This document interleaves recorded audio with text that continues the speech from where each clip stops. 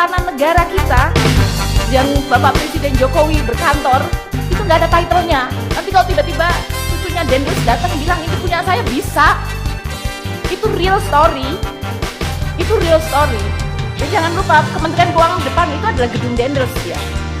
Itu gedung yang dibuat untuk sebagai, sebetulnya waktu itu adalah headquarter-nya VOC kan. Kemudian VOC kemudian diambil alih sama pemerintah Belanda. Jadi kalau kita tidak punya title, it could be banyak sekali lokasi maupun bangunan itu bisa diambil. Jadi waktu heroik kita melakukan tahun 2000 berapa Pak Hadianto? 2006, 2007. The whole effort kita lakukan untuk membangun barang milik negara. Dan tentu saja kita disclaimer. Karena masih banyak ada yang cuma ditaruh aja, pokoknya masuk neraca dulu supaya nggak hilang. Kemudian kalau ke TNI Polri, mereka TNI bilang, wah jangan dibukukan, ini rahasia, ini semua persenjataan kita. Tapi ada helikopter yang sudah nggak dipakai, yang harusnya dimusnahkan, ya tidak dimusnahkan, pokoknya itu rahasia.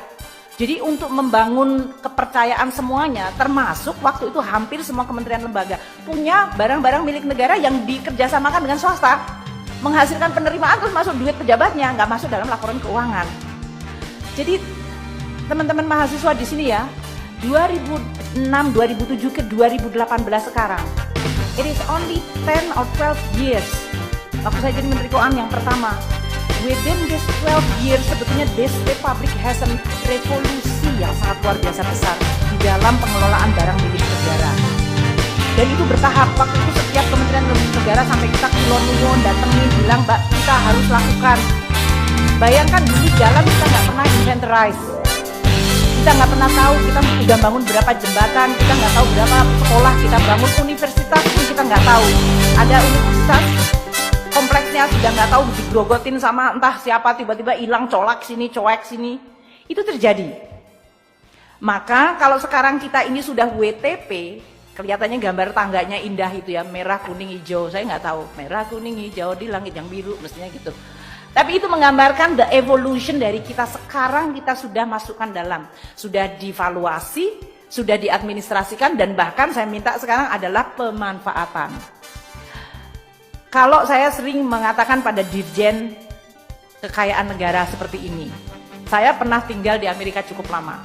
Terus saya lihat ini orang kalau di negara maju tuh seperti apa sih? Kayaknya makan paginya sama, kita makan pagi. Sekolah juga sama, nggak lebih pinter dari kita. Negaranya sama aja. Kenapa kok dia bisa disebut negara maju dan kita negara berkembang? Kalau saya perhatiin sistemnya adalah mereka tuh asetnya kerja keras, orangnya kerja biasa-biasa aja. Kalau di Republik kita orang kerja keras banget, asetnya tidur-tidur aja. So that is the difference. The economic system membuat mereka make sure bahwa semua aset have to work extremely hard.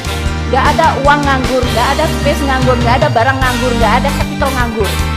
They work very hard sehingga orangnya bisa kerja biasa aja dan kemudian dia bisa take vacation. Kalau di Republik kita nggak pernah vacation, kerja terus asetnya tidur. Ada suatu kompleks yang bagus didiemin aja 20 tahun. Tanahnya bagus banget didiemin, nggak ada yang berani nyentuh. Karena apa ya? Karena milik negara. Negaranya ngapain? Negaranya tidur, orangnya kerja keras. That is what is make us a lot of different. Makanya saya sekarang tuh selalu gelisah. Saya bilang sama Pak Isa, saya nggak peduli dan saya nggak kepengen melihat ada barang negara secuil apapun yang dia itu waste, idle, sia-sia, tidur, malas. Aset kita harus dibuat kerja keras. Makanya sekarang kita pilah-pilah mana yang dipakai untuk fungsi pemerintahan. Mana yang kita lihat, oh kita udah punya. Jadi kalau ada kementerian lembaga bilang saya butuh office space, saya minta anggaran pada Menteri Keuangan untuk bangun office. Why you have to build office? Ini masih ada space lain yang masih kosong.